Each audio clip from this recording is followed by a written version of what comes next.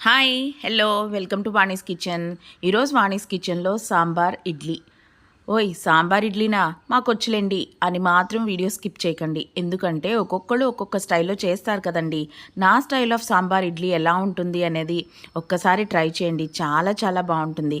అసలు మీరు రెస్టారెంట్లో తిన్న ఫీల్ అయితే 100% వస్తుందండి. మీరు కూడా మీ ఇంట్లో ట్రై చేయండి. చూసారా, వేడి వేడిగా సాంబార్తో ఇడ్లీ తింటే ఎంత బాగుంటుందో. ముందుగా నేను 1.5 కప్పు కందిపప్పు తీసుకున్నాను. కుక్కర్లో వేసి డైరెక్ట్గా వాష్ చేస్తున్నాను.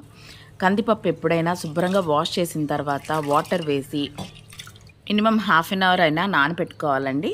ఇలా నానబెట్టుకోవటం వల్ల మనకి గ్యాస్ట్రిక్ సమస్యలు ఏమైనా ఉన్నా కూడా మనకి ఆ ఇష్యూస్ ఏమీ రావు. అలాగే పప్పు కూడా బాగా ఉడికిపోతుంది. ఉడకబెట్టుకునే బిఫోర్ 1 స్పూను ఆయిల్ అలాగే కొంచెం పసుపు వేసి కుక్కర్ ఒక 5 విజిల్స్ వచ్చేంత వరకు పెట్టుకోండి. ఇప్పుడు బాండలు తీసుకొని దాంట్లో కొంచెం ఆయిల్ వేసుకొని ఇలా చీలికలుగా తరిగిన ఒక ఉల్లిపాయ వేసి బాగా వేయించుకోండి.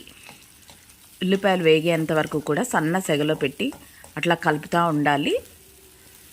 మనం రెగ్యులర్గా తినే పొడులు కానీ చట్నీలతో కానీ ఇడ్లీ దేంతో తిన్నా బాగుంటుంది, బట్ సాంబార్ అంటే స్పెషల్గా అనిపిస్తుంది కదా. సో ఇప్పుడు ఉల్లిపాయలు అయితే వేగిపోయినాయి. దాంట్లో టమాటోలు వేసుకున్నాను. ఇది కూడా 1.5 టమాటో వేసానండి, బట్ పెద్దదైతే ఒకటి వేసుకోండి సరిపోతుంది. టమాటోలు కూడా బాగా గుజ్జు అయ్యేంత వరకు కూడా వేయించుకోండి. సాంబార్ అనేప్పటికీ అందరం పెడతామండి, రకరకాలుగా ఎన్ని రకాలుగా పెట్టినా కూడా ఇంకా బోల్డ్ రకాలు ఉంటాయి సాంబార్లో. సో ఈ టైప్ ఒకసారి మీరు ఇంట్లో ట్రై చేయండి.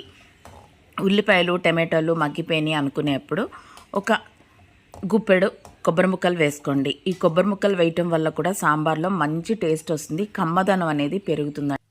చల్లారేంత వరకు పక్కన పెట్టుకొని పేస్ట్ అయితే చేసుకోండి.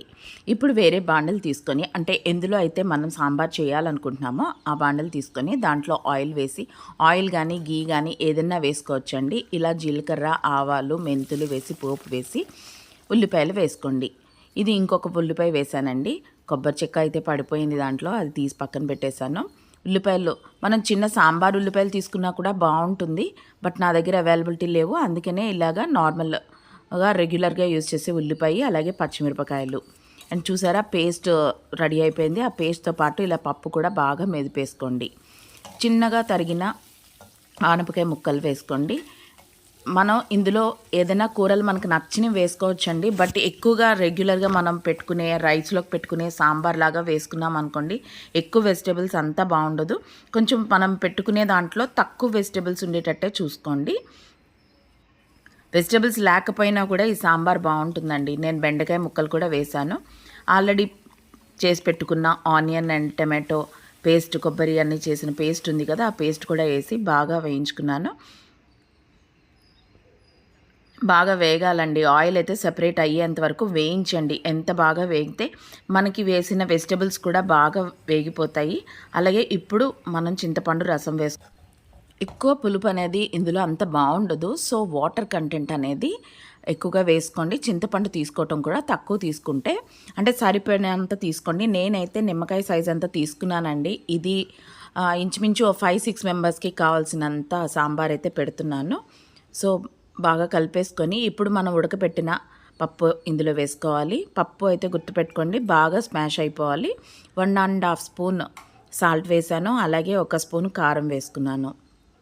కారం కూడా మీకు తగినట్టు మీరు ఆలోచించి వేసుకోండి, ఎందుకంటే మనం ఇందులో పచ్చిమిరపకాయలు కూడా వేసాము.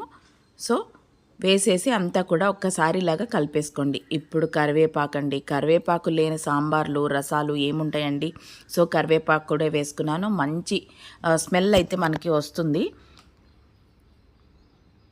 ఆల్రెడీ నాకైతే పప్పు చారు స్మెల్ వస్తుందండి. దీన్ని సాంబార్ చేయాలి అంటే సాంబార్ పొడి వేసుకున్నాను.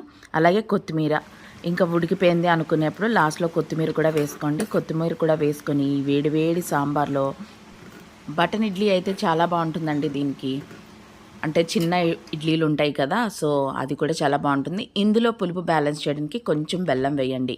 నిజంగా సాంబార్ అయితే రెడీ అయిపోయిందండి. మీరు కూడా ట్రై చేయండి, లైక్ చేయండి, షేర్ చేయండి, సబ్స్క్రైబ్ చేయండి.